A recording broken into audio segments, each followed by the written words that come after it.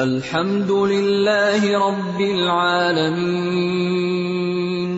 تعریف اللہ ہی کے لیے ہے جو تمام کائنات کا رب ہے۔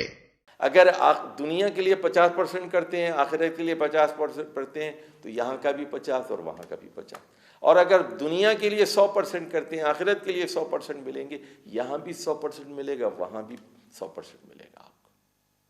تو جو بھی محنت کریں گے، آپ کا کسب ہوگا، اولئک لہم نصیب مما کسبوا واللہ سریع الحساب۔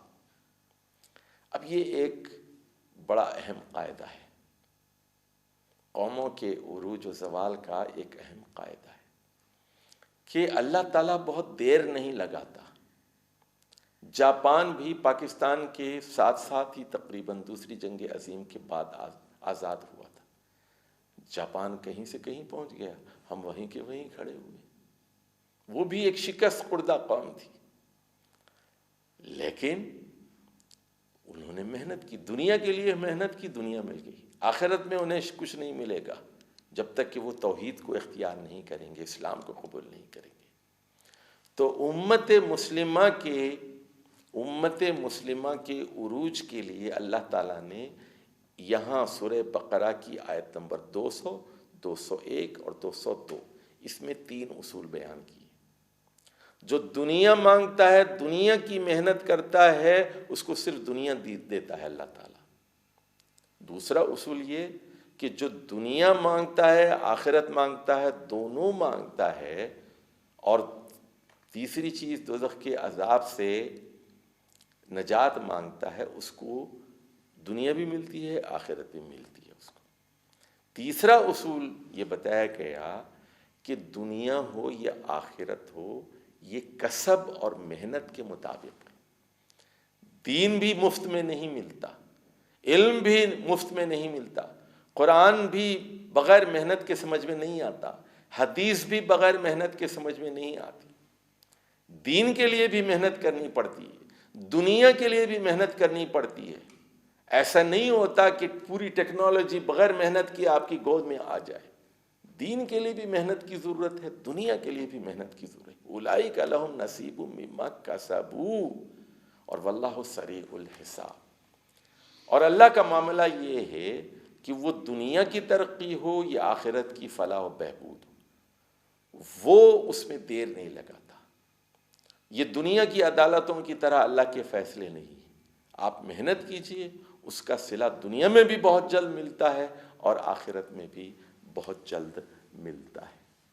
اب یہاں میں 2 آیتیں اور اسی موضوع کی بتانا چاہتا ہوں۔ پہلی آیت تو ہے سورہ نساء کی آیت نمبر 134، سورۃ النساء آیہ نمبر 134۔ فرمایا من کان یرید ثواب الدنیا، جو شخص یہ چاہتا ہے کہ ارادہ کرتا ہے، یرید ثواب الدنیا، دنیا کا ارادہ کرتا ہے، دنیا کے ثواب کا ارادہ کرتا ہے۔